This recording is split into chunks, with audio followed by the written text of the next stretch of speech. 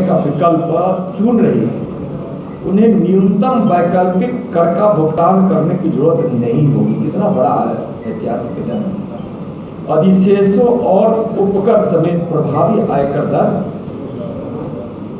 25.17% होगी। आप जब उठाकर देखेंगे तो 2011-12 में जहां लगभग 35% 4.9% था, वहां 2019-20 में मात्र यह घटकर 25.17% हो गया, लगभग 25%, यानी कि लगभग 34.5% से घटकर 25% हो जाना या निश्चित रूप से सरकार की साहसिक कदम है और यह प्रभावी आयकर व्यवस्था को दर्शाता है।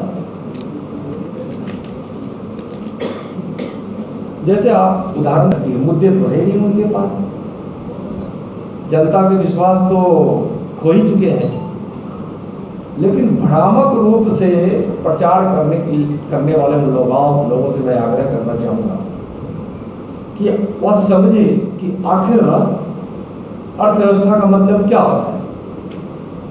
आज यदि सड़कें ज़्यादा बन रही है, गरीबों का आवास, प्रधानमंत्री आवास योजना से ज़्यादा बन रहे हैं, घर घर बिजली पहुंच रही है, शौचालय लगभग पूरा होने जा रहा है, 2022 तक किसानों की आमदनी दोगुनी हो जाएगी, शिक्षण संस्थानों को इतना बढ़ावा मिल रहा है, देश की गरीबी दर घट रही है, यानी गरीबी घट रही है। जहां हम दुनिया में विकासशील देश की ओर बढ़ रहे हैं, विकासशील देश से हम विकसित देश की ओर बढ़ रहे हैं। हमारा भारत विकासशील रहा है और हम इतनी तेज गति से विकास को कर रहे हैं कि आगे आने वाले दिनों में हम विकसित राष्ट्रों में हमारी गिनती होगी। कैपिटल गेन टैक्स से सरचार्ज हटाने की घोषणा की। शेयरों के पुनर्खरीद की घोषणा 5 जुलाई 2019 से पहले करने वाली कंपनियों पर टैक्स नहीं लगा।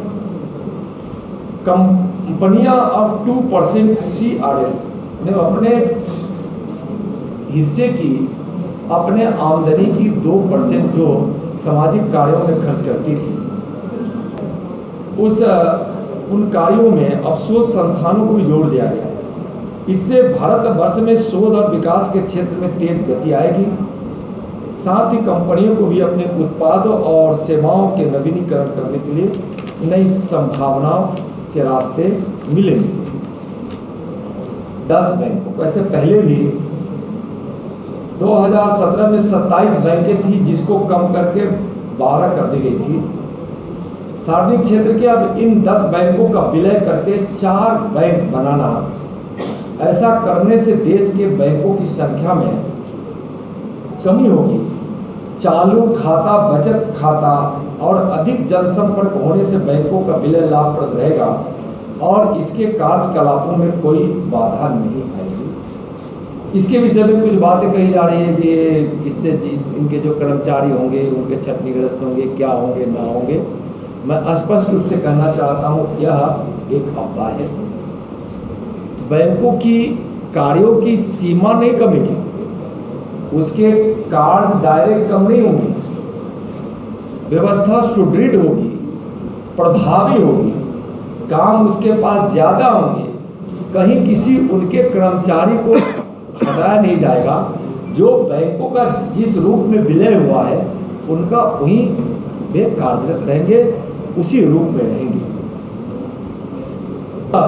घर, वाहन, उपभोक्ता वस्तुओं की खरीद को प्रोत्साहित करने के लिए 30,000 करोड़ वित्तीय सहायता की जाए। NBFC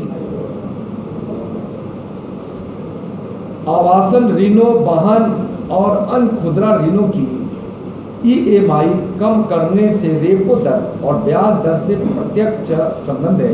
उद्योगों के लिए यह कार्यशील पूंजी ऋण भी सस्ते हो। 45 लाख रुपए तक के घर के लिए 31 मार्च 2020 तक के लिए लिए गए ऋणों के ब्याज दर पर 1.5 लाख रुपए तक की छूट मिली।